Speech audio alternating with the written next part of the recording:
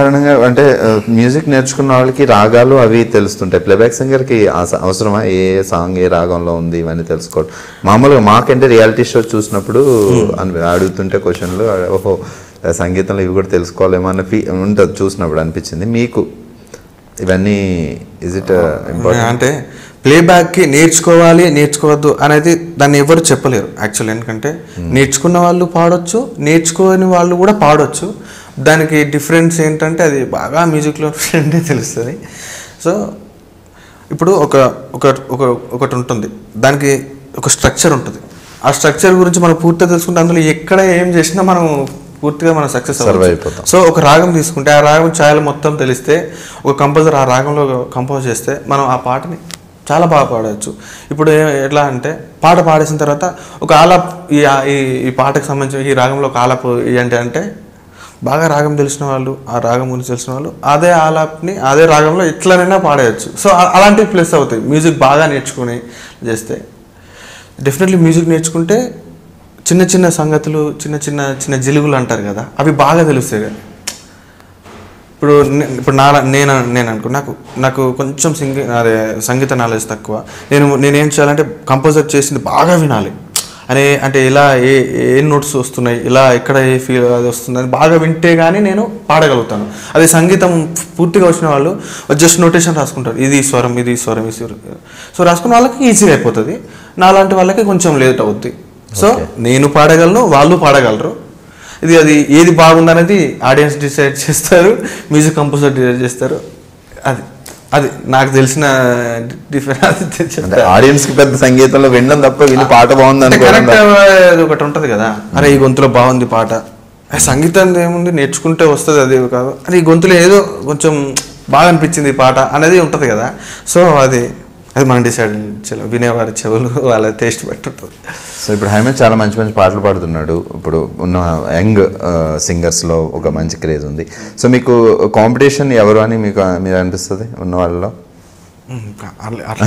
అట్లేం లేదు, అందరూ ఫ్రెండ్స్, ఆల్మోస్ట్ ఆల్ సింగర్స్ అందరు నా ఫ్రెండ్సే. అందరం కలుస్తుంటాం, హ్యాపీగా షోస్ పాడుతుంటాం, రికార్డింగ్స్ పాడుతుంటాం, బాగుంటుంది. కాంపిటేషన్ పోనీ ఈ పలానా వ్యక్తిగా కాదు, అసలు కాంపిటీషన్ అంటూ ఉందా? మీకు మీ దాకా వచ్చి మిస్ అయిన ఛాన్స్ వచ్చి పాడకపోవడం లాస్ట్ టైంలో? ప్రొఫెషనల్ కసి అని ఒకటి ఉంటుంది. నా క్లోజ్ ఫ్రెండ్ సేమ్ నా ప్రొఫెషనల్లో ఉన్నా కూడా నాకన్నా వాడు బాగుపడాలని వాడుకుంటుంది, వాడికన్నా బాగుపడాలని నాకుంటుంది. దాన్ని మనం డిసైడ్ చేయలేము. అది పర్సనల్ కాదు, అది ఒక ప్రొఫెషన్ విషయంలోనే ఉంటుంది. ఈవెన్ ఎడ్యుకేషన్ అయినా కూడా మన బెస్ట్ ఫ్రెండ్ కంటే ఒక 2 మార్కులను రావాలనే ఫీలింగ్ ఉంటుంది. ఇంకోటి, నేను పాడింది వాళ్ళకి నచ్చలేదు, వేరే వాడు పాడేది బాగుంది అంటే డెఫినెట్లీ అది మనం బాగా పాడలేదేమో, వాడు వాయిస్లో ఇంకా కొంచెం బాగుందేమో అనేది మనం డిసైడ్ అవ్వాలి. సో దాన్ని ఫ్రెండ్షిప్కి మనం మ్యాచ్ లింక్ చేసి మనం ఈగోలు పెట్టుకునే అవన్నీ అలా అవుతుంటేనే ఏంటంటే ఫైర్ అనేది పుడుతుంది. వాడు నా పాట వాడు పాడేసిండు, నేను ఇంకా బాగా పాడాలని ఒకటి ఉంటుంది. బట్ ఫ్రెండ్షిప్పే ఆ ప్రొఫెషనల్ అది అంతే. సింగింగ్లో నేను విన్నది ఏంటంటే చాలామందితో మాట్లాడినప్పుడు మనం ఒక పాట పాడిన తర్వాత సినిమా రిలీజ్ అయ్యి సినిమాలో చూసే వరకు మేబీ ఆ పాట సినిమాలో చూసిన తర్వాత కూడా అరే ఉంది పాట అని అనుకోవచ్చు. ఎందుకంటే మధ్యలో చేరే మార్పు వచ్చు, వేరే సింగల్ మార్పు పెద్ద సింగల్కే జరుగుతూ ఉంటాయి. మీరు పాడి వచ్చేసిన తర్వాత ఆ పాట వేరే వాళ్ళు కూడా పాడి వేరే వాళ్ళతో పాడించి మళ్ళీ మార్చి కూడా సిచ్యువేషన్స్ ఉంటాయి. సో మీరు అలా పాడిన పాటలు తర్వాత లేకపోవడం, వేరే సింగర్లు పాడడం అలాంటి అలా జరగలేదు.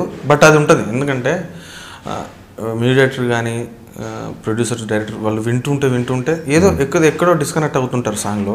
సో మనం హ్యాపీగా మనం 100% దానికి న్యాయం చేసామని మనం అనుకుంటూ ఉంటాం మన పాడం కాబట్టి, వాళ్ళకి ఎక్కడ ఏ పాయింట్లోనే వాళ్ళకు టచ్ అవ్వదు. సో వాళ్ళు అప్పుడప్పుడు వేరే సింగర్తో పాడించేస్తారు. అది అంటే రేపు ఆడియో రిలీజ్ ఉన్నది అనగా ఇవాళ కూడా చేంజ్ అయిపోయి ఆల్రెడీ CD కవర్ల మీద ప్రింట్ అయిపోయి మన పేరు వేరే వాయిస్ వచ్చి ఆ సిచ్యువేషన్ చాలామంది సింగర్స్కి అవుతుంటాయి.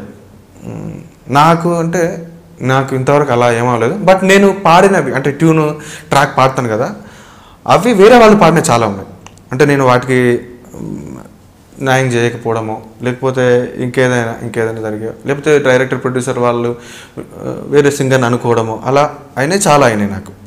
చాలా ఉంటాయి, చాలా ప్రతి ఒక్కరికి జరిగే సిచ్యువేషన్స్ అవి. అంటే సినిమా రిలీజ్ అయిన తర్వాత సినిమాలో హీరో వాయిస్ కి విన్న తర్వాత అబ్బా నా పాట ఉంది, అప్పటి వరకు మనకి ఆ టెన్షన్ అలా ఉంటుంది. ఆడియో రిలీజ్ లో మన వాయిస్ ఉండి సినిమాలో వేరే వాయిస్ ఉండి అలా కూడా జరుగుతాయి. సో ఆడియో రిలీజ్ పెట్టేద్దాము, సినిమాలో వేరే తర్వాత వర్షన్స్ అలా కూడా ఉంటది. అది మనం ఆడియో రిలీజ్ లో విన్నాం, ఆడియో క్యాసెట్ లో ఉంది నా పాట అనుకోవడానికి కూడా లేదు. సినిమా రిలీజ్ అయిన తర్వాత అప్పుడు మనం చూసుకుంటే మన పాట ఉన్నది అని అప్పుడు మనకు తెలుస్తుంది. ఓకే, అప్పటి వరకు ఇంతే. ఓకే,